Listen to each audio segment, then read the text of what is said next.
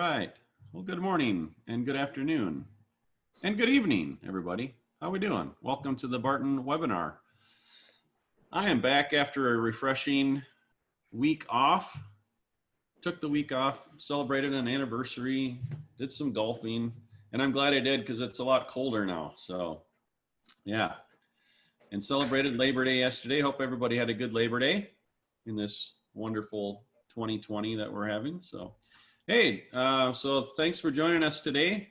If you are watching us on YouTube, you can register to watch these live on Zoom and get your own questions answered live from Dr. Saunders. But this is the Barton webinar, the blood sugar type 2 webinar that we do every week, Tuesdays at 12 o'clock noon Central Time.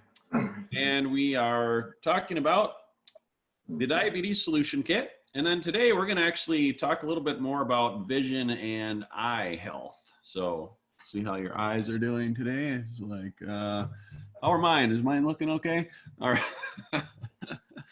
All right. So, yeah. So Dr. Saunders, why don't you kick us off here and let's talk about the eyes.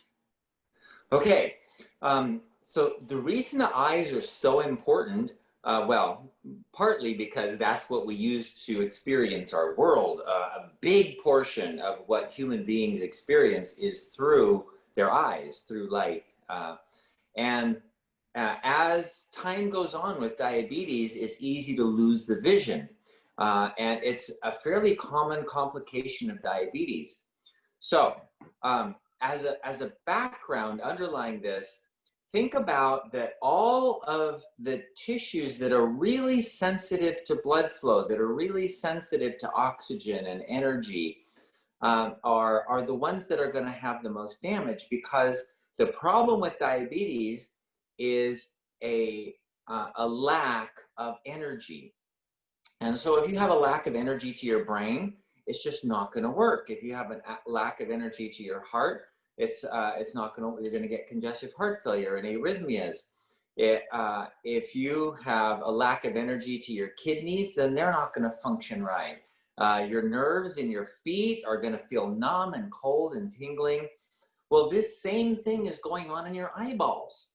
And the retinas is the back part of the eye that's sensitive to light, is exquisitely sensitive to energy, loss of energy. So if you've ever had a case where you stand up really fast and you go, whoa, and your vision closes down, and your vision, the room gets dark, and then you're about to pass out, and you hold on, and then it comes back and you can see again.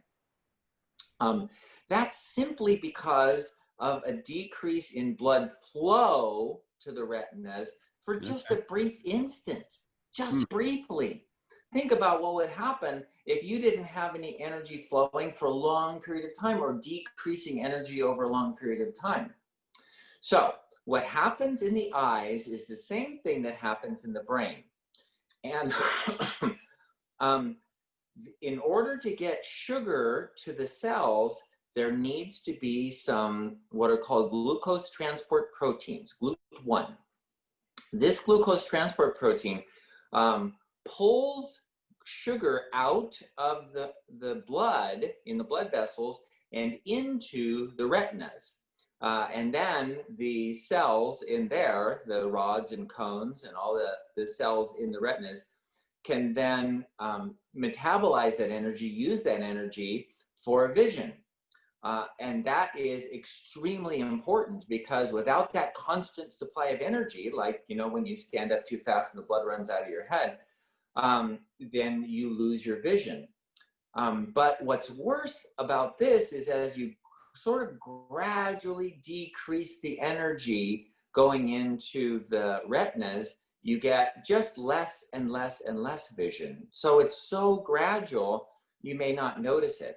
And it's pretty easy to go blind, especially in the macula or the fovea centralis, that has the most of the rods and cones that you focus with, that you read with, and all of that. So if those receptors decrease, then you don't get sugar from the blood into the retinas. So the retinas, your eyes are starving in a sea of sugar. There's sugar all around them. All of the blood vessels are filled with sugar, but it can't get from there into your retinas. And so people who have this issue, not everybody with diabetes is going to get this, but it's a common issue. If your GLUT1 receptors, if your glucose transport proteins diminish in number, then you're not going to get sugar to those retinal cells. And so it's going to be in areas. So the ophthalmologist looks in the back of your eye and says, I see some cotton wool spots. It's interesting. Everything in old terms of medicine, like pathological problems, are always described in sort of common things, like currant jelly stool. You can think about what that would look like. Right. Yeah, cotton wool spot. So it looks like a kind of cottony, woolly kind of spot on the retina. And what that means is that area of the retina has a diminished amount of energy, and you've lost some of the cells. So it's mostly not functional there. There's only a little bit of function. Or there might be fluid leaking in there, fluid edema, fluid getting behind there. Because as these cells die, they produce inflammation. Dying cells always produce inflammation. They produce oxygen-free radicals and the inflammatory mediators that cause edema. They open up the cells and the edema comes in. You get macular degeneration, where the macula, or the fovea centralis, the focusing part of your eye, not the peripheral vision, but the focusing part, loses its ability to focus, and you lose the cells that are in there. So this is really important, because once you've lost those cells, they're gone. You can't get them back. So the best we can do is stop the process. And the way to stop the process is what we've been teaching you to do for, ever since we've started 10 years ago. Yeah. Is to reverse the diabetes process, lower the insulin levels, lower the blood sugar levels, so that you can get more of those glucose transport proteins, get energy in to the cells, and get the inflammatory mediators out, get good circulation, and that's going to improve the way the eyes function. Now, that is the foundation. There's much more to it than that. That's not the whole picture. That's just a foundation. Get your blood sugar normal, get the insulin down. Do that. Phase 1 program is awesome for preventing damage to the retinas. But there's more to it. So if you've been eating a standard American diet, you also are likely to be deficient in certain nutrients. And these nutrients are exceedingly important to the retinas in your eyes. It's more important than in any area of your body, because the eyes have this constant, when you're seeing stuff, they are using energy like crazy, and they're making a whole bunch of oxygen-free radicals, and that all has to be quelled and absorbed. All that inflammation has to be absorbed quickly, or else it's going to damage all the rest of everything. So they're going to kill themselves off with so much metabolism that if you don't have a way of quelling, of getting rid of that. And so if you don't have enough astaxanthin, zeaxanthin, beta-carotene, carotenoids, vitamin E, zinc, which makes glutathione, these are molecules.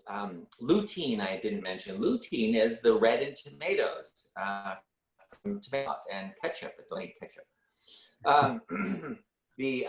That color red that tomatoes have is called lutein. And it's those colors, the yellow colors, the red colors, even the green colors. And then zinc, which is a commonly deficient mineral. and selenium, which is a commonly deficient mineral. These are all of the nutrients in your eyes that will allow them to continue to function, that will get rid of inflammation. So the other half of that, all of that, I was saying there's edema and inflammation going on, is how do you get rid of the inflammation? Well, it's not enough to get more blood flow back. Sure, you'll get more energy in, but then those cells are making more oxygen-free radicals by using more energy. You still have to get rid of all of that, or you're going to do damage to your retinas. So these nutrients are found in fruit and vegetables primarily, and then zinc. Berries have astaxanthin, zeaxanthin. Even yellow peppers and greens, things like kale and the carotenoid, for example. If you're eating nuts and seeds like raw almonds or raw nuts, then you're getting tocotrienols and tocopherols, which are all the different forms of vitamin E. These are all important. All of them are important. You can't like take one and go, oh, this is really important, and take a pill that has beta carotene in it. I was once part of a multi-level marketing thing. Somebody came into my office and said, oh, you need to do this. This is the best thing in the world.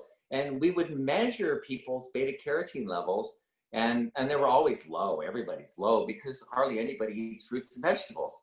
So their beta carotene is low. So then we would give them, they would have to buy from us a beta carotene pill.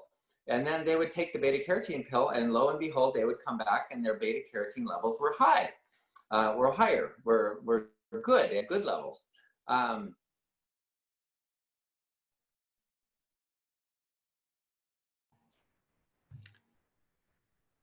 Hello.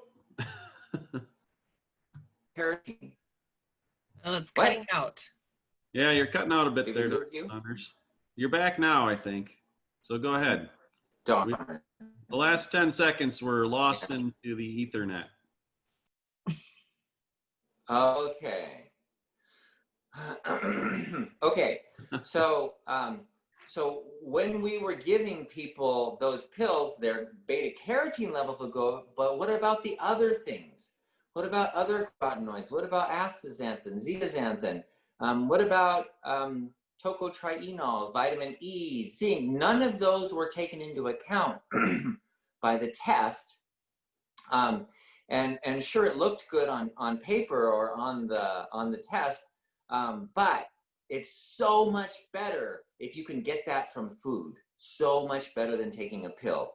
If you're eating fruit and vegetables primarily, a lot of greens, a lot of things with bright and dark colors, instead of all of your salads being lettuce, put kale and baby spinach in your salads, and get those spring green salads.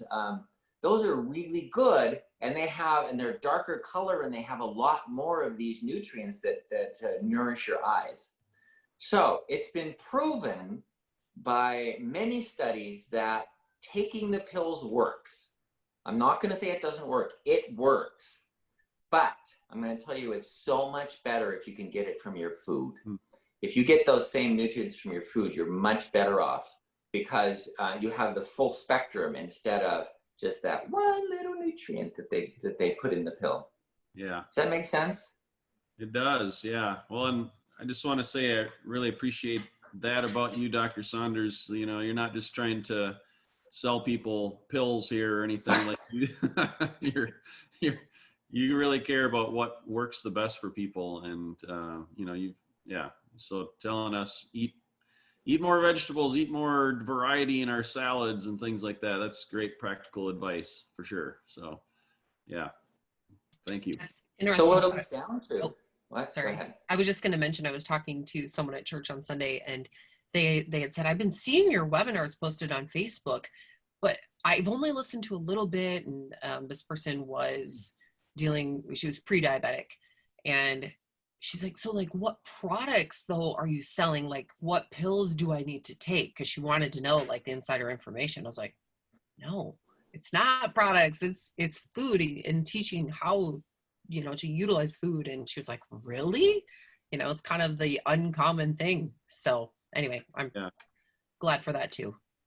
Yeah. So what a lot of that comes down to is, as you're doing the program, as you're doing phase 1 of the program, and you're on a ketogenic diet, and you're trying to figure out how can I lower my carbohydrates down below 20. That's crazy. That's like less than 1 apple a day. That's really hard. But if you look at your options of what you can eat, and don't make the mistake of saying, well, I'm going to have a bacon, sausage, cheese omelet with cream to drink.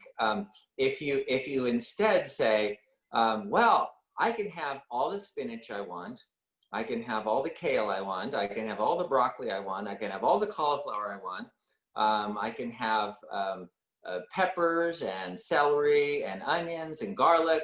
And if you put all of these things into your diet and put the good dark green and colored vegetables, that's where you're going to get a lot of the nutrition, not from bacon and sausage. Yeah, that's good. But notice he didn't say you couldn't have bacon, friends. All right. No, go ahead and eat it. I had a bacon onion omelet this morning, or scrambled eggs. Yeah, and even this morning I wasn't real hungry, but I was like, you know what? I had 2 hard-boiled eggs with some, if you're a Trader Joe's fan, they have the everything but the bagel seasoning. Yeah. Oh, like it was so good. And I hadn't had it for a while. And I mean, that's 0 carbs. That's no carbs. And it was good. And so there's lots of options. Yeah. Eat the rainbow. Right. Yeah, that's good. I was just thinking, I think a lot of people that are familiar with Barton Publishing, mostly they just know about like the diabetes solution kit and maybe some of the like the Synachroma and Nervala. But Dr. Saunders, I just want to plug Home Cures That Work. This is our website. Maybe I will share my screen quick because we can. Sharing is caring. Sharing is caring. Let's see if I can figure this out. Well, I'll just share my entire. How's that? Can we see that? Mm-hmm. Okay, so this is our membership website, Home Cures That Work. It's homecuresthatwork.com. And inside of here, you can read a lot of the articles in here for free, but some of them are protected, so you have to be a member to read the whole thing. But Dr. Saunders, you've been writing a monthly article in here since January 2009, so over 11 years. Let's see. Wow. Are we into our 12th?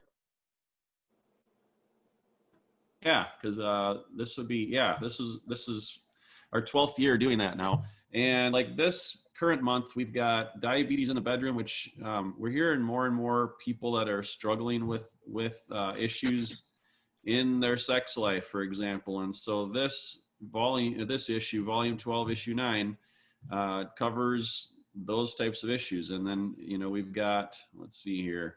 You can search over here for anything. So we just search diabetes. There's all sorts of articles in here. Diabetes friendly butterscotch pudding recipe, how to prevent diabetes in children, protect your eyeballs. This is what we're talking about today. And so you go into detail on a lot, just tons of different information. And then you've got past issues, all the way down to 2019. These are all the articles that you've written.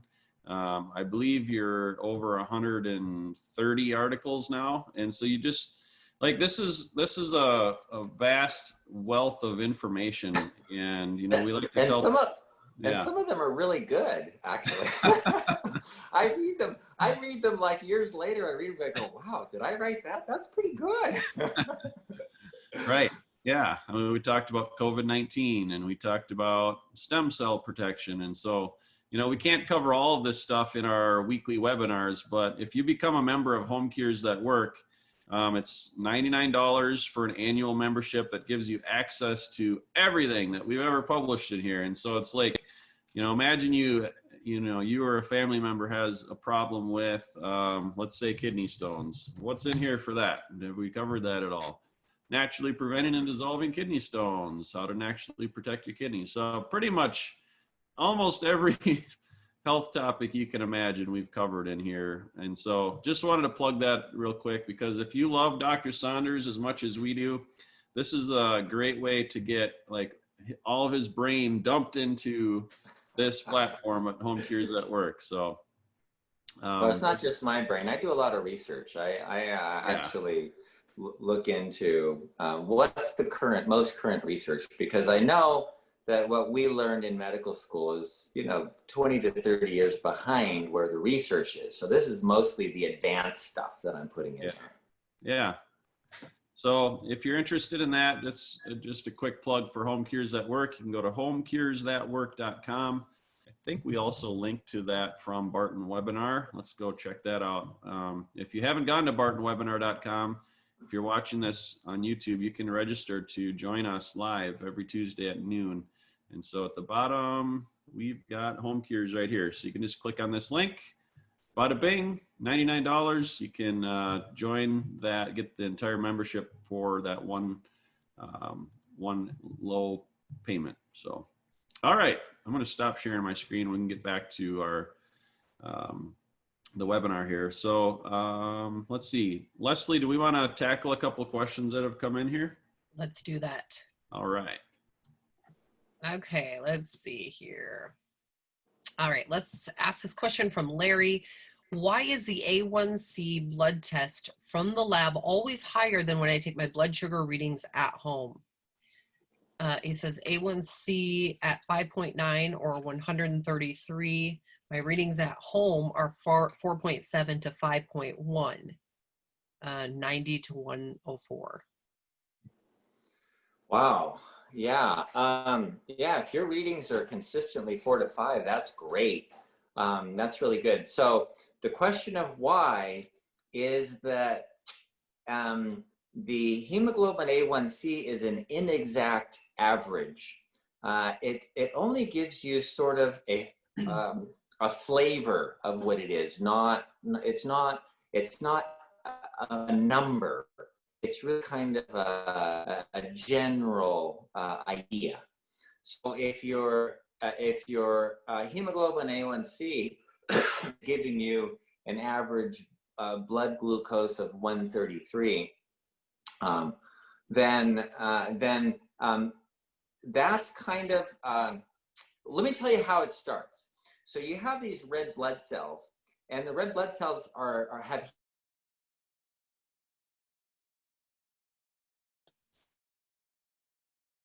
I think we lost him. About to talk about red blood cells, and then Red blood cells. He comes back. He always comes back. Oh, there he's back. We lost you again there for 10 seconds or so, Dr. Scott. But always come back. Yep. So the blood cells, the blood sugar attaches to the protein on the red blood cell, and it's so as there's more sugar in the red blood cell, then there's more sugar attached to those hemoglobin molecules. So here's part of the problem is that as the sugar in the blood is higher, then you're going to tend to have more sugar in the red blood cells, and that's going to tend to raise the hemoglobin A1C level. But what if you have really good insulin sensitivity and you're putting a lot of extra sugar, even though your sugar is kind of low, you're putting extra sugar into those cells, then you're going to have a higher hemoglobin A1C than what's in your blood, because it's pumping more sugar into the cells, and that's going to raise your hemoglobin A1C. So it's still an issue. The hemoglobin A1C is still a good number because it's telling you that's what's going on inside your cells all over your body, that you're pumping more sugar into all of your cells. So it's still an issue. while your blood sugar can stay the same all the time, because if you eat a whole bunch of sugar, it goes up, the insulin goes way up and pumps all the sugar out of the blood and into the cells. And so the blood sugar stays the same, but there's a lot of extra sugar being pumped into your cells, and that raises your hemoglobin A1C. So the number that they give you as an average, like that 133 number, is not really an average of your blood sugar. That's why your blood glucose is going to be a different. If you were to actually have one of those arm ones, those that constantly measure the blood sugar, and you were to actually take an average, it would be different than what the hemoglobin A1C would show. Okay. Isn't that remarkable? That's pretty cool. Yeah. The way the system works. It's a beautiful system. Yeah. But the hemoglobin A1C is still a good number. Don't say that's a spurious number. That is what's being pumped into your cells. So you still have a blood sugar problem. Okay. Is that Awesome. clear? Yes, no, that's good. Thank you, Larry. Okay, let's ask this one too. This is another good question from our friend Sir Charles. Which end of the glycemic index contain the most helpful foods to consume? Okay. Okay, glycemic index is not a very helpful number. And that is, it's essentially an index of how fast sugar is absorbed into your blood. So if you were to look at ice cream compared to watermelon, watermelon has a much higher glycemic index than ice cream. But as far as the glycemic load, the amount of sugar that you're pumping into cells and all of that, the ice cream has a much bigger glycemic and, of course, caloric calorie load. So the glycemic index is just rapidity, which is important for some people because some people just respond so quickly on their insulin. So if they have something like watermelon that's rapidly absorbed sugar and it goes like this, then they overreact with their insulin going like this, and then it drops their blood sugar down too low, in a half an hour to an hour afterward. So there's not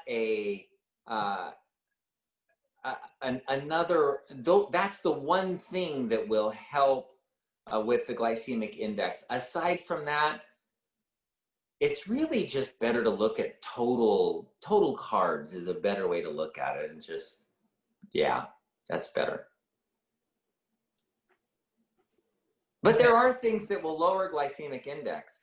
The reason ice cream has a lower glycemic index than the watermelon is because the fat slows the absorption of the sugar. And so if you have a really high fiber thing, like watermelon's low in fiber, really high in water, low in fiber. But if you have something that's high in fiber, like apples, for example, apples are a type of sugar that should be really rapidly absorbed. But when you eat an apple, Oh, he's frozen up again. Now we'll never know what happens when we eat an apple. Eat an apple. dang, I hate it when that happens. When you eat an apple, So- that's where you got cut off. Okay, so Right. when you eat an apple, it should raise your blood sugar really fast, but it doesn't because of the fiber that's in it. The fiber has it absorbed much more slowly. So that is where fiber can be very helpful. So if you're eating a high fiber diet and you have a lot of vegetables, broccoli, spinach, celery, carrots, greens, with a lot of fiber, then that will slow the absorption and lower the glycemic index. That's I guess that answers the question better. I have a bit of a follow-up question to that. So like, if you were to eat something that wasn't necessarily healthy, and had higher sugar, let's say watermelon, or let's say a chocolate chip cookie or something like that, piece of cake, I don't know. But like, Why did you ask about the chocolate chip cookie, Joe? well, I don't not that I would ever eat one of those. I might eat a few, but so like the whole net carb thing. So like, talk about as long as you keep your sugar under, or your carbohydrates under 20 grams per day. That's the net amount. So if you had 30 grams of carbs and 10 grams of fiber, then the net would be 20 and you'd be okay. Well, what if you just like gnawed on some tree bark for, you know, a snack, which is super high fiber, or, you know, eat something very high in fiber? Can you justify increasing your carb intake as long as you were to do some of that at the same time? Or am I kind of just like going off into la la? Okay. No. That's actually an important question. Let's look at why this happens. So the reason ice cream has a lower glycemic index than watermelon is because watermelon's mostly water, goes through the system pretty quickly. You dump all of that sugar in the intestines at the same time, and it all gets absorbed rapidly. Boom, done. But the stomach empties according to calories. So when you put all that fat in, like with the ice cream, then the stomach is going to be emptying little by little by little by little. So that sugar is going to be dispensed into the small intestines over a longer period of time. And that's why you get a lower glycemic index from it. So, so it's about that. So if you fill your stomach with fiber, it has somewhat the same effect, and that is that it'll slow the rapidity with which that sugar is dumped into the system. So let's say, I don't know, the tree bark thing, or you had a bunch of, I don't know, celery or raw carrots and stuff like that, and then you eat a cookie, yeah, you're going to get a slower absorption. Your glycemic index is going to be lower. But remember, we're talking total carbs in a day. Yeah. So the total carbs in a day, that's not going to change. In fact, your carrots can even add to it. Yeah. Okay. That's kind of what I was wondering, because we've talked about the 20 grams of net carbs a day, but is it the net or is it the total? So. No, it's the net. It's the starches, sugars, not the fiber. The fiber doesn't even count. In fact, the fiber kind of actually improves the function. If the more fiber you add in with those 20 grams of carbohydrates, the better off you are. Yeah. So real quick, seems like we're talking about fiber. Some people take like Metamucil and other fiber supplements, but isn't that not the greatest source of fiber because of the other additives in there and maltodextrin and different things?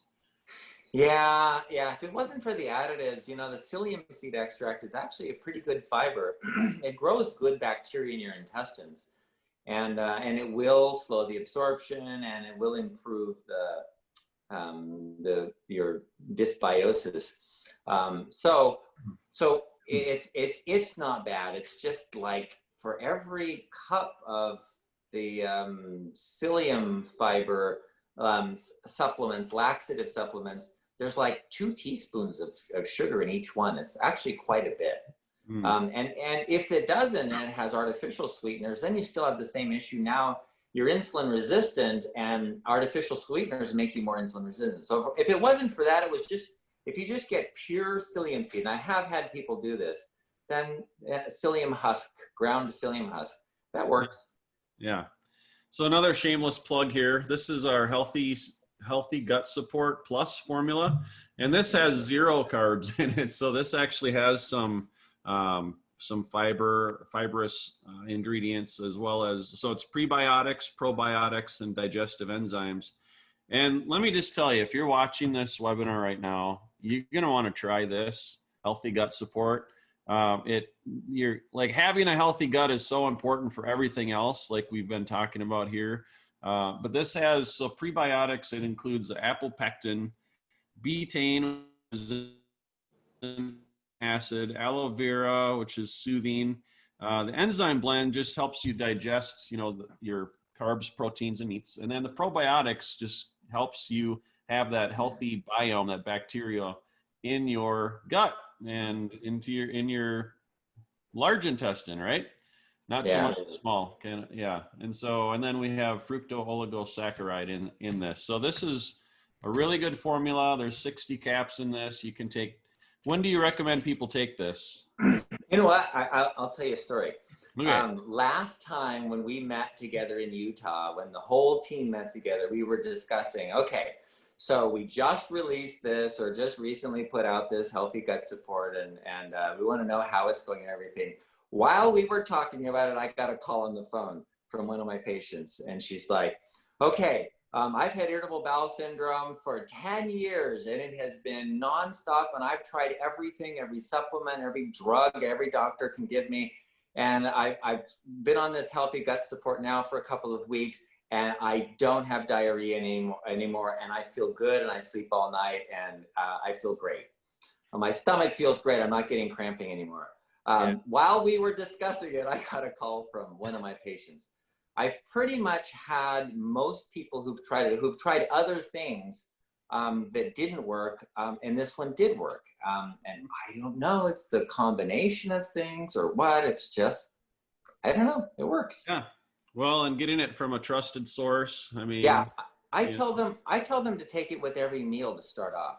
Okay. Just because the enzymes help digestion. Yeah. And we figured out that lady that called while we were having our discussion.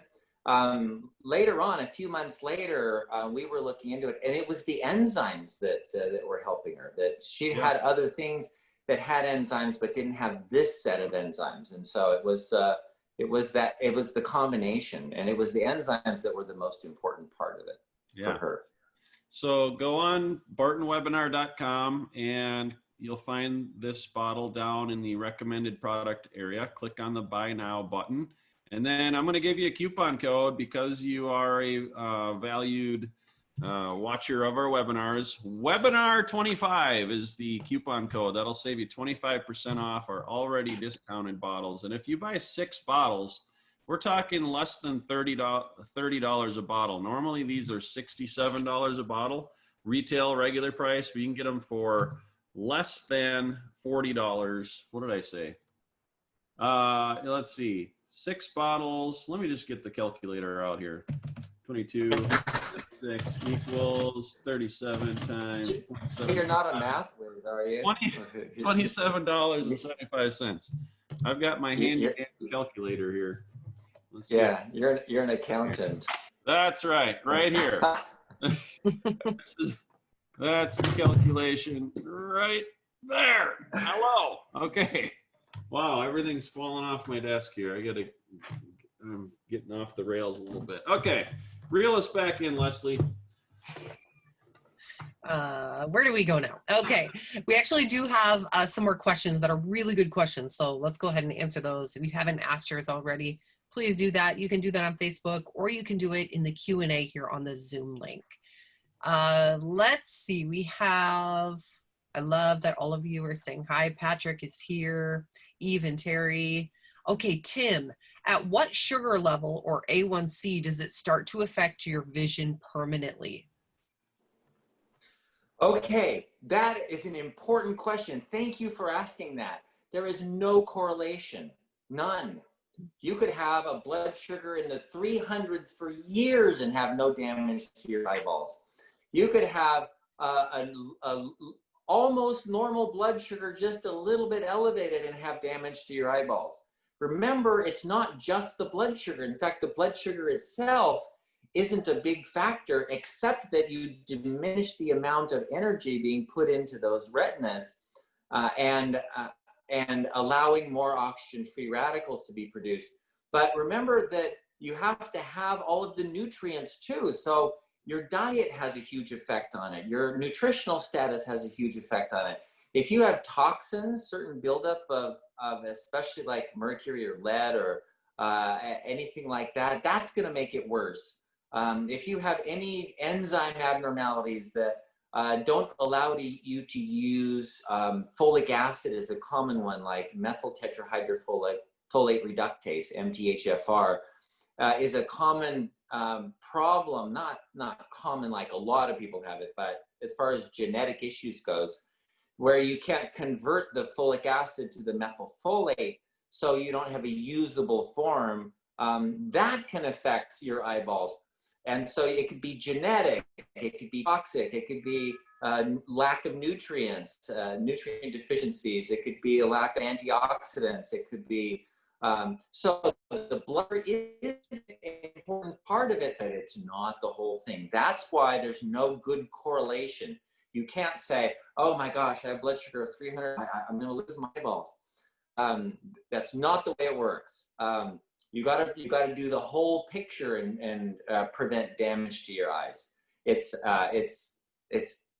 Look at the bigger picture, and that's why I wanted to include all of that other stuff. Thank you for asking that. That's really important. Okay, so let's see. Will Synachroma help with high cholesterol, or how can I lower my cholesterol? Okay. Okay, I'm gonna decide and say something in public. Cholesterol is the biggest hoax ever perpetrated upon mankind. The total perfect level of cholesterol is 220. The total cholesterol of 220 gives you the lowest risk for death of any level. So if you get lower than that, if you're less than 180, then you're actually at a higher risk of death than if you're at 220. If you're at 260, you're at a higher risk of death than if you're at 220. You really want your cholesterol to be 220. I always keep a graphic with me so that I can show. I'm just going to show one of these. Let's see this one right here. So this is like a 30-year-old people. So the risk of death, you see death goes up with lower cholesterol, and it goes up a little bit with higher cholesterol. So you can see your risk of death at 120 is twice the average person's risk of death. This right here is 220. That's the average person's risk of death right there. That's average. So that's a death risk of 1. You have 1 time the average death risk. If you drop your cholesterol down to 120, you have double, or if you go down below 120, you have triple the average person's risk of death. Compared to going too high, if you have a cholesterol of 300, you barely don't even get to double the average person's risk. So you can see that this was the biggest study ever done on 12.8 million adults. And it's the most modern study, and it won't show up in your doctor's office for about 30 years. That's how long it takes the primary research to get into the clinical realm. So this is brand new, published in Nature, and it's from last year. And it is the biggest study ever done. And so the definitive thing on cholesterol is you want your cholesterol to be 220. That's where you want it to be. Now, how can you improve the different types of cholesterol? So there's HDL, good cholesterol, and LDL, bad cholesterol, right? And really, it's not that it's good or it's bad. It's that if you have a ratio of higher LDL than HDL, then that's not a good ratio. You want your HDL to be higher. So the way you do that is to have a lot of fiber in your diet. I had somebody who came to me and he said, in order for me to get my, a bonus, in order for me to get a bonus, my health bonus, my cholesterol ratio has to be below 4. And it was 4.2. And I said, so how long do you have? He said, well, I have to turn it in within 60 days. I'm like, oh, great. Okay, so what I did is I had him do a high fiber diet where he just ate raw foods, mostly raw foods, where he had, celery and lettuce, salads and cucumbers and radishes and all that. That's what he lived on for several weeks, for about 3 weeks, and then we redid his test, and it was down to 3.8. So he got his bonus. But that's kind of where, if you want to improve your ratio, then a high fiber diet works great. Vegetarian diet works great. Vegan diet works great. But remember, cholesterol is made from, because of insulin. So the insulin resistance causes your blood cholesterol to go up. So when you go on the Barton program and you get your insulin levels down on phase 1 of the diabetes solution kit, then your cholesterol is going to go down. It's automatic. It's going to happen. It's amazing all the health benefits that happen when you follow phase 1 of the program. It's like low carb, high nutrient density in a nutshell, right? Yep. Lots of nutrients. Yeah. Okay, so here is another question. It says, why does my blood sugar go higher between 6:30 and 7:30 a.m. even before I eat any food? And the last time they had eaten was at dinner. Yeah, that's a common question. A lot of people ask that question. What the heck? I didn't eat anything. How is my blood sugar going up? That's because there's a hormone that the pancreas puts out called glucagon. And glucagon is the opposite of insulin. So you have high insulin, low glucagon, low insulin, high glucagon. Well, what does glucagon do? It tells your liver especially, but your other cells, to start breaking down glycogen and make more sugar. So you actually raise your blood sugar when the glucagon goes up as your insulin goes down. Don't worry about it. It's fine. Yes, it's still an issue. You still have insulin resistance and diabetes, but it's not a big deal. Actually, it's a good sign that your glucagon is working and that your insulin has gone down. Okay, so let's see. Here's another question from Paula. It says, I've been keeping a strict carb intake to 20 grams or less per day for over 2 months. I am taking Cinachroma and I still can't get my morning blood sugars below 100. My weight is 130 pounds and I eat the rainbow. Oh, wow. Okay. So this is a great example of what we talked about last week, of how important it is to know what your insulin levels are. Because if your blood glucose is not getting down below 100 on a 20-gram carb diet for 2 months, and you're not really overweight, 130 pounds is not really overweight. Well, unless you're 3 feet tall. I don't know how tall you are. But that would be a good time for you to do an assessment of your pancreas. So the way you do that is order an insulin level and a C-peptide, P-E-P-T-I-D-E. C-peptide is what the pancreas puts out with insulin, and it's broken off from the insulin, and it lasts in the blood a little bit longer. So while insulin will spike in seconds, this C-peptide lasts for minutes. So it just gives you more of an average of what how the pancreas is functioning. So looking at pancreas function is going to be really important for you.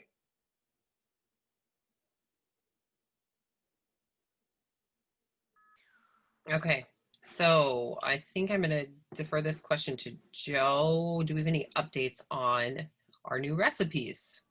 Yes. So we've been working behind the scenes to try to send out new links to everybody that's purchased the Diabetes Solution Kit. So we updated the recipes in that, and it's available now. If you can get to your download page, you can click on the link and open up the PDF, and it will have the new recipes in there. So we've sent an email out in stages. We had some email delivery issues, so you may have gotten an email from us, but the best way I would recommend you do it is go and find your original receipt email that you got from us. So if you can search like Barton Publishing, and let me see here. There's actually, if you search like portal.bartonpublishing.com, you should have gotten a link at when you first became a customer, and then you can log into your portal and find it there. Otherwise, if you click on the original download link, it should be there as well. So that's the current solution for getting that. we're having some issues delivering through our email. But yeah, find that download link and you should be able to find it there now. So let us know if that works for you. Appreciate Also, feedback. Patrick said he just got an email notice this morning about the updated recipes. So yay! Yeah, I'm good. so glad. So there are a lot of them that have gone out. Yeah. Yes, but you may need to do some searching in your emails to find. Yeah. that. We should have all those emails delivered by the end of the week. My apologies for that taking longer than we had promised originally. So, but you know, you never know when you're going to have technology issues. So. Also, if you guys are having trouble, you can contact support too. Yeah. And they'll be able to help you get logged in. Yep. You can email customer support@bartonpublishing.com. Yep.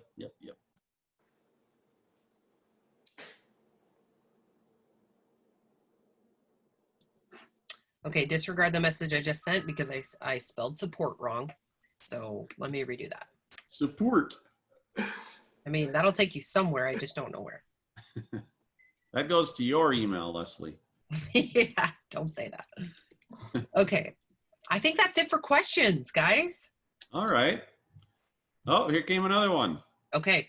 Right when you said that. Excellent, Gary. I appreciate it. That was great timing. Let me read this one. Okay. All right. Okay. So Gary says, I've been taking metformin for about 5 years. Recently, in the last 3 months, I've had a problem with very loose stool. My doctor thinks it could be the metformin. He recommended that I take a sample of Steglatro. But after reading about this drug, I've been hesitant to take it. My A1C is usually between 5.8 and 6.1. What do you think about Seglatro? Seglatro. I am not familiar with that. Yesterday I had a, is it S-E? Steg, S-T-E-G-L-A-T-R-O. Yesterday I had, I only get Stegosaurus up. I don't know. So it looks like it's ertugliflozin is the generic name for it. Okay, it's probably a GLP-2. Yeah, ertugliflozin. Okay, so that shows up. Huh. Well, okay. So here's what I think. I think these things that they work more on the hormones, the insulin, the sitagliptin, the glucagon. They are working on the symptoms, including this one. It's really more for symptoms. Your hemoglobin A1C is not overly worrisome that you should be on any medication at all. So if you're having side effects of metformin, get off the metformin and start taking Synachroma instead. The Synachroma is going to have something similar that's going to help you be more sensitive to the insulin that you make. And then you'll be able to get off of even that, later on. So the diet is the most important part. The medications are really just support. Even the supplements are support. And the reason we made Synachroma is because so many people are deficient in those specific nutrients. We didn't just throw the book at everything. We just said, okay, most people are deficient in these minerals, and those help you use sugar and prevent the complications. And then the cinnamon extract is good for getting you started on being less insulin resistant. So it's not random, it's not arbitrary. There's a reason for those. And the metformin is great. I don't have a problem with metformin. It's not a good long-term medication. Remember, it inhibits your mitochondria's ability to use glucose efficiently. So yeah, that's great when you have a pure glucose metabolism and you want to change to a fat burning metabolism. We're okay with that. But the point at which you're having side effects, get rid of it. You don't need it. Your diet's going to be much more important anyway. So this would probably be a good spot to say, like, you know, talk to your doctor, work with your doctor for getting off medications. And, you know, we don't want to we have our disclaimer here. Make sure. Yeah. Thank you for keeping me. Advice, information. Yeah. But if you were his doctor and you had worked with him, you'd probably be working. I mean, that's really your goal, is to get people off of medications and using things like their diet and other things like that, so that they don't have to have any medications and all the side effects that come with them. So, yeah. And, you know, we get that question a lot, and people ask, like, well, what if my doctor doesn't want to get me off medications? Well, I say, find another doctor. It's not like you have to have just one doctor. And so, and, you know, Dr. Saunders himself can even, could be your doctor if you wanted to have calls with him. He has a program that I refer to lovingly as the Dial-A-Doc program. And my entire team actually is on that. And my family has been a part of that for many years, and saves us a lot of doctor visits and questions. If we ever have a question, we can just call him up. He answers usually on the first couple rings. Send him a text or an email, he'll get back to you quickly. So we like to give Dr. Saunders his office number away for people that are interested in that. If you want to have a consultation and learn more about that program, you can call. What number is that? 805 805 688 7171. 805-688-7171, and talk to whoever answers the phone. They can set up an appointment to talk with Dr. Saunders, learn more about that program. But yeah, he's the best doctor that you'll ever find that can answer your questions and personally. And we don't make anything off of that. I just love to refer people to Dr. Saunders because he's awesome. And so I mean, you've been, so you're a medical doctor, licensed MD in California, and you can practice telemedicine in various states. And but like, the difference between Dr. Saunders and most other doctors is that he's studied so much and researched the studies that use natural methods and supplements and ingredients like zinc and cinnamon and chromium and all these things, where those are right from the earth. There's no chemical compounds or chemists that are needed in synthetics or anything. This is all natural stuff that works great, and he knows all about all of it. So why wouldn't you want to be using that if you can, to get off of those meds and just. Well, it's that the way I look at it is, instead of treating the symptoms with drugs or herbs or vitamins or whatever, I look for the root cause of why somebody has something. So, for example, one of our listeners called the number, and set up an appointment, and we went through his history. He'd had diabetes for 50 years, and he wisely 50 years ago told the doctors, I'm not taking this insulin anymore. I don't think I need that insulin. I'm going to control it with my diet. And he did, and he lost weight, and he was exercising the whole time. And he was really good, doing 100 push-ups a day and walking and running and doing really well. So for 50 years, he's had diabetes. He has no complications, but he called me and said, what can I do to get off this? Now I'm on insulin again. So we did some tests. We looked at his insulin levels, his C-peptide levels, and then insulin antibodies, and all of the tests around how the pancreas functions and everything, and found out, you know what? He makes insulin. It's just a little bit of insulin. So he needs to supplement insulins somewhat, or be on a very low ketogenic diet all the time. So those are his two options. So that's what we're working on now. It's working around the problem. And so, yes, he can get off the insulin, but it's going to be with a special diet. So what I do is, instead of just treating the symptoms with the medications or vitamins or herbs or whatever, is to find out the root cause and then deal with the root cause. Yep. That's it. Yeah, that's great. All right.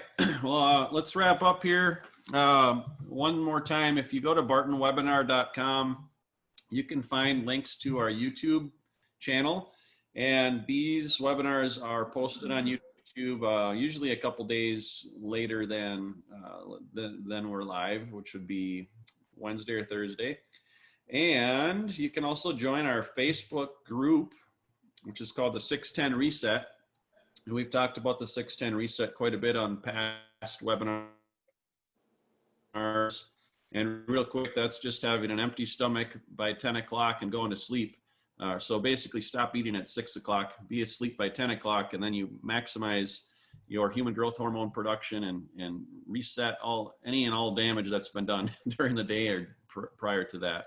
But bartonwebinar.com, you can also register to join us on the next Zoom call next Tuesday, get your own questions answered.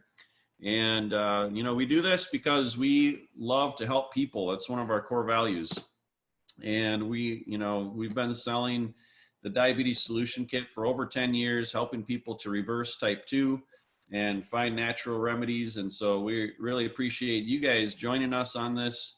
And we love, teaming up with you to help you on your journey. So Dr. Saunders, if you want to close us out today, we talked about type 2 as well as eye health, but any last things you want to say before we end today? Yeah, I hope that everyone, the take home message about your eyes is not that if you have high blood sugar, you're going to go blind. It is that if you take care of your eyes in the big sense of having all the nutrients you need for your eyes, it is getting your blood sugar down to normal, getting your insulin down to normal, and it's the spectrum of things that you improve the function of your whole body, then that's how you protect your eyes. It's the same thing. Yep. All right. Well, hey, here's to good eye health, everybody. Having a good time. Oh, that's another of our core values, having fun. Hey, there we go. Blue eyeballs. Yes. It's the Irish genes I have. So, okay. Well, hey, thanks, Leslie. Did we cover all the questions today? We did. All right. Great job. Thanks, Leslie. Thanks, everybody, for joining us. Always a pleasure to have you on. And Dr. Saunders, thank you once again. And have a great rest of your day, everybody. God bless. Bye. Bye.